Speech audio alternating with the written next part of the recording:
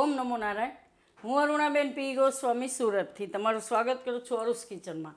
તો આજે આપણે બનાવશું સાબુદાણાના પુડલા. તો એના સારું આપણે આ 1 કપ પલાળેલા સાબુદાણા લીધા છે. રાતે પલાળી દીધા હતા આપણે, એટલે એકદમ સરસ પોચા થઈ જાય આ રીતના. તો ધોઈને એમાં સેજ પાણી ઉપર હોય એમ રાખી દઈએ એટલે એકદમ મસ્ત થઈ જાય. અને 1 કપ આપણે ચણાનો લોટ લીધો છે, બેસન, લીલા ધાણા થોડાક લીધા છે, અને 1 ચમચી જેટલા ચીલી ફ્લેક્સ લીધા છે આપણે, કે લાલ મરચું વાટેલું તમે લઈ શકો એમ. જીરું થોડુંક લીધું છે આખું. મીઠું જોહે સ્વાદ પ્રમાણે, થોડી હળદર, તેલ જોહે અને પાણી જોહે. તો પહેલાં આપણે ખીરું તૈયાર કરી લેવું. આમાં આપણે સાબુદાણા નાખી દેવું પલાળેલા, ને મસાલા બધા નાખશે. તો હળદર નાખી દેવું, સ્વાદ પ્રમાણે મીઠું, અને આખું જીરું, અને ચીલી ફ્લેક્સ, અને લીલા ધાણા. હવે આપણે એમાં નાખી દઉં બેસન.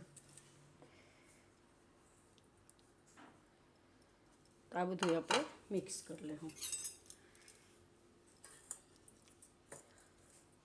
આ રીતે. જરૂર પ્રમાણે પાણી નાખીને આનું આપણે ખીરું તૈયાર કરશું. હવે તો થોડું થોડું પાણી નાખતા જાઉં ને મિક્સ કરતા જાઉં.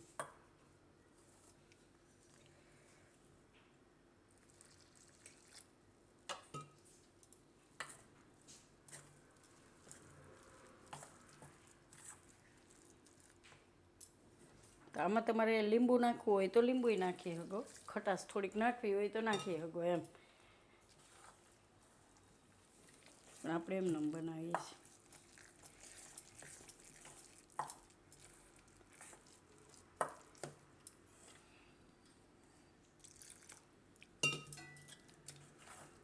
એકાયરે ઝાઝુ પાણી નહીં નાખવાનું, થોડું થોડું નાખતું જવાનું ને મિક્સ કરતું જવાનું.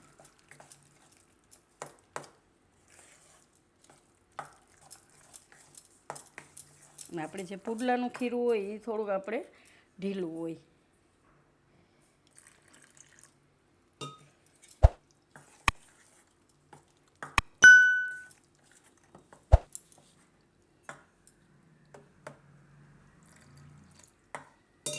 તો આ રીતનું આપણે ખીરું તૈયાર કરવાનું, થોડું ઢીલું.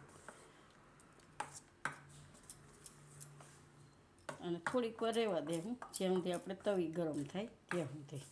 બાકી એને ઝાઝી વાર રાખવાની જરૂર નથી. તો ગેસ આપણે ચાલુ કરશું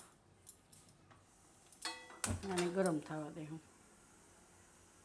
તો તવી આપણી ગરમ થઈ ગઈ છે, એમાં થોડુંક તેલ નાખી ગ્રીસ કરી લેવું એને. આ રીતે તેલ ફેલાવી લેવું. ગેસ ધીમો કરી દેવું. હવે આપણે આમાંથી 1 ચમચો લઈને ખીરું આમાં નાખીશું.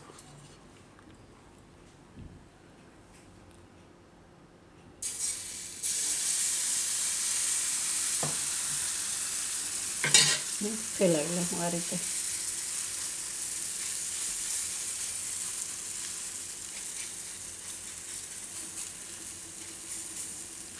ગેસ ધીમો જ રાખવાનો, ધીમા ગેસે આને પાકવા દેવાનું. એકદમ ઉપરથી ડ્રાય થઈ જાય ત્યાં સુધી. જરૂર પડે તો થોડુંક સાઈડમાં તેલ નાખવાનું. તો આ રીતે એને ઉપરથી ડ્રાય થઈ જવું જોઈએ, કોરવું એમ. આ રીતનું ઉઠલાવીને પછી આ રીતે જોઈ લેવાનું. એકદમ આરામથી થઈ જાય. અને સાબુદાણા એકદમ સરસ પાકી જાય. આ ઉપરથી પાકી ગયા, હજી અંદર પાકશે બીજી બાજુ.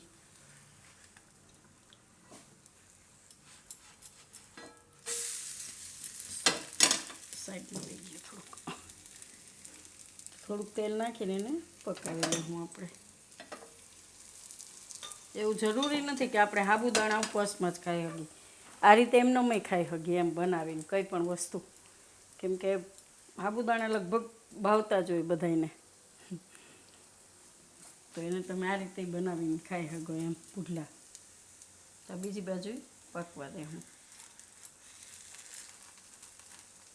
તો આને આપણે હવે જોઈ લઈએ ફેરવીને.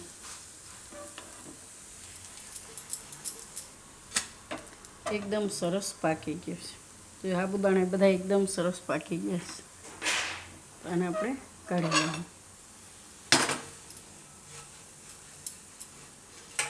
તો બધાય આપણે આ રીતે બનાવી લઈશું. તો આપણે આ 3 બનાવી લીધા છે. તો સર્વ કરી લેવું. આટલામાંથી આપણે 5 બનશે આ રીતના, આવડી સાઈઝના એમ. અને આને આપણે ખજૂર આંબલીની ચટણી હારે સર્વ કરશું. તો તૈયાર છે આપણા સાબુદાણાના પુડલા. તો જો તમને મારી આ રેસીપી પસંદ આવી હોય તો એને લાઈક કરજો, શેર કરજો અને મારી ચેનલને સબસ્ક્રાઈબ કરજો અને બેલ આઇકન દબાવવાનું ના ભૂલતા. કમેન્ટ કરીને કહેજો કે તમને કેવા લાગ્યા સાબુદાણાના પુડલા.